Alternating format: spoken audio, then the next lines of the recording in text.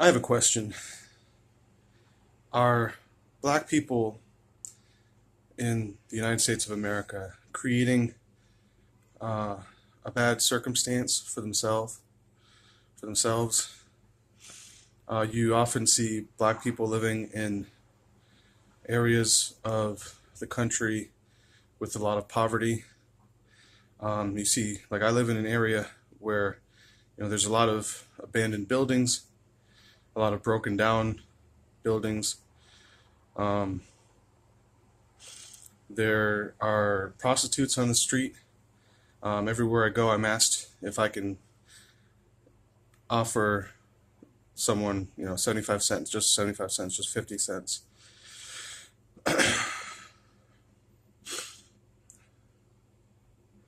There aren't that many people that drive nice cars. Their cars are pretty broken down. If you go into a restaurant or a convenience store, you will often see bulletproof glass, suggesting that the owner of the store really wants to protect their employees from possible violence. That's something you don't see in, more upscale neighborhoods. So, what is creating the situation? This is an ongoing question that I have. Um, am I, as a white man, as a white person, contributing? Are white people in our country contributing to this situation? Are we really shouldn't say contributing. Are we helping to create this situation? Um, are we keeping the black man down? Are we keeping black people down? I think it's a really good question. Um, I think it's important for me to look at this question. Um, but really, personally, I feel that while it's important to look at this question, there are bigger questions like what's happening in the global community, in the community across the earth. Um,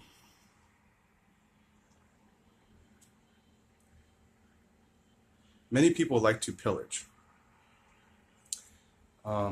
Many people like to rape resources from a country. We're we're gutting the ability. We're gutting the resources from countries across the world. This is especially true in America. We go into countries and we extract resources and we bring them back to our country for use among our citizens. That's a major problem. And when I don't look at how I buy things, when I don't look at how I'm spending my money and I'm utilizing what I get, I am contributing to that problem.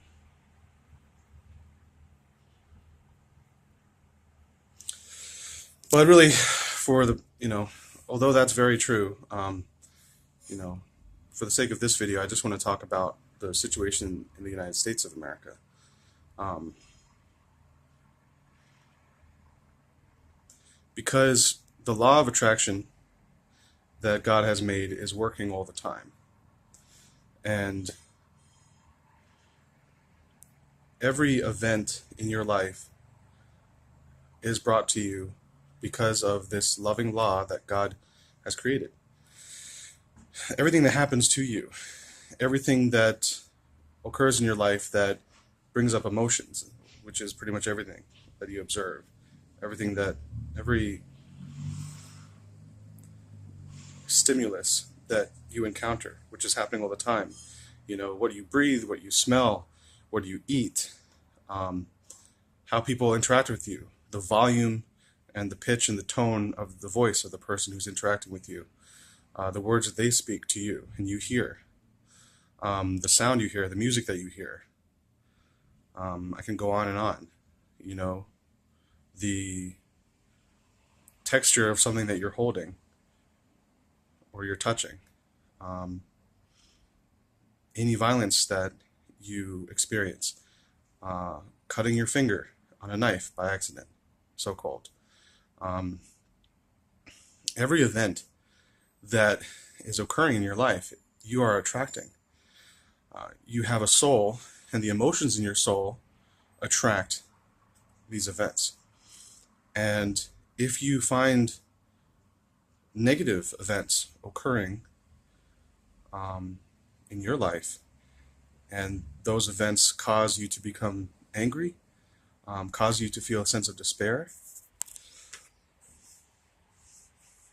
then you are just given an opportunity. Even though it is, you know, even though you can call it a negative event, the truth is that you are just given an opportunity to feel something. So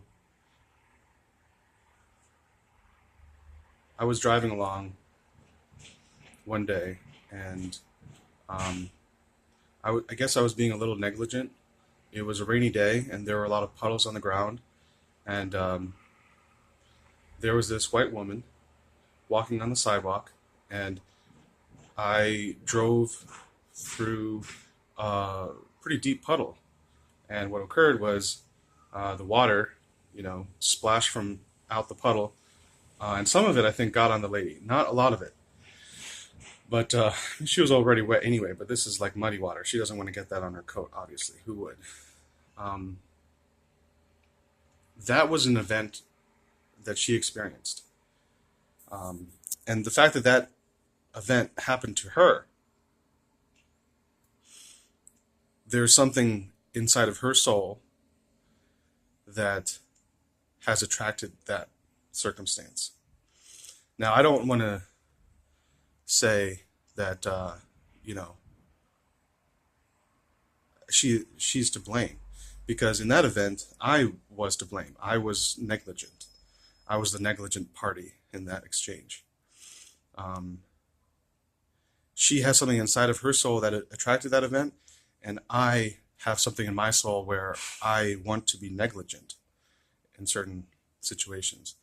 And that was a learning occasion for me. Like, I realized, like, I rarely do that. And the fact that, although I don't think I got much water on her, it was very close to have happened. And that happens a lot. Like, someone will get very close to my vehicle, or I will, be distracted and look away from the road for long enough to where, I might uh, get out of my lane of travel for a moment and endanger the lives of other people. And so that's a learning moment for me to say, hey, I have to pay attention here. So anyway, the point that I'm trying to make here is that, the law of attraction is operating all the time. And all the events that are occurring in our lives are opportunities for us to feel the emotion that that event triggered. And in the feeling of the emotion, and as we let it flow through our body, or through our soul, you could say, we can now make room for the next emotion to come in. And, life is meant to be, continual, perpetual joy. And when we do not have joyful emotions inside of our soul, when we aren't experiencing a joyful feeling, followed by another joyful feeling, followed by another joyful feeling, followed by another joyful feeling, as life ought to be, then that is an indication that, the moments that we feel a joyful feeling, and then a feeling of despair, and then a feeling of anguish, and then a feeling of, I'm not good enough, and then a feeling of inferiority, and then a feeling of superiority, which isn't a good feeling, and then a feeling of rest, and then a feeling of calm, and then a feeling of anger, and then a feeling of depression, because we don't want to feel our anger, depression. This is an indication that our lives, we are preventing ourselves from being in full joy. So I ask myself, what is happening in the black community in the United States of America? Now, I do believe that the white population in the United States of America has been oppressing black people for pretty much the entire time that black people have been in this country. The dynamic is oppressor oppressed, and the degrees of oppression, I believe, has lessened. I believe it has lessened significantly since the arrival of black people on slave boats. But it's still there. It's still there. There's still racism. There's like a blanket of racism that's still there. And I always ask myself, how am I contributing to that blanket of racism? How am I contributing to that effect? And ultimately, I have to own up. I have to take responsibility for any way in which my emotions, my resentment, my anger might be contributing to this dynamic where white people are oppressing black people. So there's so much I can, say about that. There's so many areas that I can open up that discussion. But I kind of want to limit it to why black people are experiencing the lives that they are experiencing. I grew up thinking that, I grew up wondering why black people seemed to have certain, this is really hard for me to say, but basically I'm talking about stereotypes. There are stereotypes in the black community. Like, there are stereotypes that I thought of growing up. Like, I remember being in a subway when I was just a kid, and this black man who was kind of disheveled, my father was with me, and he walked up to my father. I think he asked my father for money, and I think my father just kind of ignored him or said some kind of non-committal word. And then the black man followed my father and I into the Subway restaurant, and my father spoke to the owner of the restaurant and said, something like, "This man is accosting me," or something like that. And that might be a little, I see how that can be interpreted as kind of ignorant on the part of my father. And I wonder, what racist emotions am I inheriting from my parents and keeping alive in myself? Because it's a choice to, you might have racist parents. You might have, parents that have, live in any kind of sin or iniquity. But it's a choice for you to continue that or not. But what I saw, that was one example among many examples where I saw, it's interesting actually because I see this a lot now, where I saw black people asking for money. It's not something that white people do very often.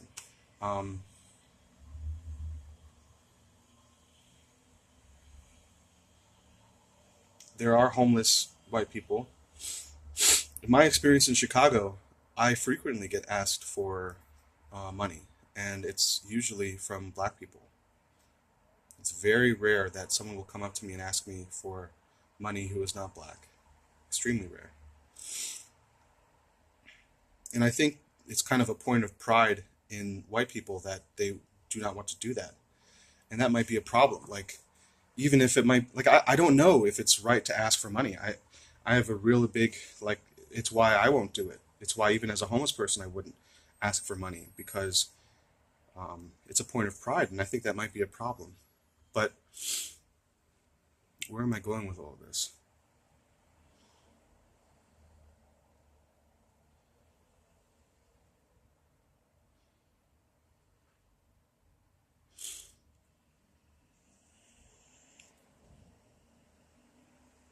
I ask myself, are all men equal? Are all human beings equal? It seems to be that we are all equal. It would make sense. It is well with my soul to consider that. I can't believe, like, although I really believe in a God, and to some degree, I may know that there is a God, but I may doubt that knowing, if that makes any sense. But when I contemplate the feelings that I've received from God and my understanding that, and I dare say knowledge, that God is a loving being, I have to extrapolate and, I have to extrapolate that God would give the same opportunities to all of her children. God would not deliberately create one person to be slow and one person to be fast. Although there might be some variance as far as, the different abilities that one person has, but that would be because of the passion that is inherent to that soul. So, to give a crude example, one soul may be great at doing someone's hair, and another soul might be a great engineer. And the aptitude of hairdressing will be greater in the soul that loves to do hair, as opposed to, and whereas there would be a greater aptitude for the engineer. But basically, I have to extrapolate, because I know that God is a loving being, that God would have created all human beings equally. So why do we see this difference? People talk about there being culture. And I realize now that, I am talking to you from a place of misunderstanding. This isn't really meant to educate you. I want to share the thoughts and the feelings that I'm experiencing, and I want to share with you about my my journey in asking these questions. And I am fully aware that I have gotten it wrong, and I probably am getting it wrong. So don't see me as, especially with, questions related to race, that I have some kind of, greater understanding.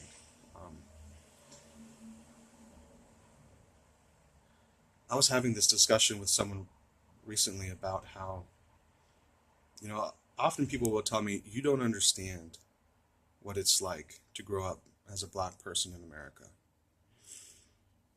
And I countered that by saying, not that everything that someone says ought to be countered, but I basically disagree with that sentiment. And that is because I have experienced many of the things that black people have experienced. I've experienced a kind of poverty. I've experienced a kind of, being put down. I have experienced neglect and a lack of love in so many different ways in my life from people. So is it true that I can never understand what it's like to grow up as a black person in America? I think the fact that I am a human being with emotions means that I can.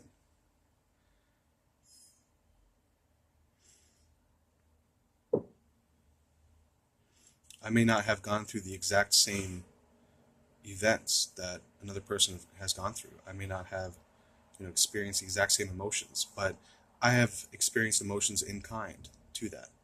Now, this may be something, where I'm getting it completely wrong, so I'm going to put that as a disclosure here. But, the one thing that I will say is that the degree of, hatred that a young black person has experienced in their life growing up in this country may be different to the degree that I've experienced, whereas I might have experienced more hatred. That doesn't mean that I can't understand the feeling of being hated, because I can. And I can also extrapolate and,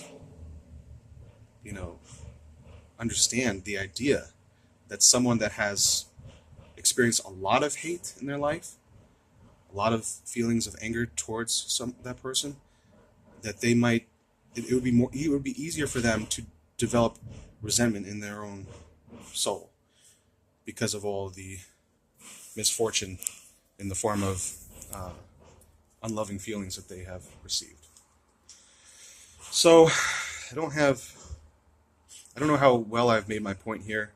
I guess I'll round this whole discussion out with, I think that there's often a dynamic where, if anyone is experiencing misfortune, there is a victim and perpetrator situation, an oppressor and oppressed situation. That does exist. Now, that doesn't mean that you have to wave the victim card in your life and go through life expecting that good things ought to happen to you because you are such a victim. That doesn't mean that. The fact is that if you have been oppressed, it is incumbent on you, if you desire joy and happiness in your life, to find a way to forgive the person who has oppressed you. And if you have been perpetrated upon, if violence has been done to you, same thing. If you desire happiness for yourself, it is incumbent on you to find a way to forgive the violence that you have experienced, to forgive the people that have perpetrated that violence upon you. And alternately, if you are a perpetrator, and we all are, black, white, Hispanic, everyone has perpetrated violence on another person. And if you are a perpetrator of violence, if you desire to experience joy and happiness in your life, you must relieve yourself of the pain associated with the evil deed that you committed. So if you've conducted violence on someone, and that could be emotional abuse, physical violence, verbal abuse, then if you desire happiness, if you've committed an evil act, then there is a pain associated with that act, through God's law of compensation. Everything good that you do, you receive a reward. And everything harmful that you do, you receive a penalty. So feel through the penalty of the pain that you receive, that, or you have received after having done that act, and it's still in you if you don't feel it through. And release it, and, repent to our Creator for the thing that you have done. So I hope this is meaningful towards you. I really wanted to talk about law of attraction and, the dynamic between black people and white people in the U.S. And I haven't gotten there, and it's a long video, so I'm going to end it here. And I really think I really think it's important to talk more about the law of compensation and the law of forgiveness and repentance and the law of attraction. So even if I don't really hit the mark as far as making a great coherent video, we need to be talking about these things more. So I'm grateful to you for watching.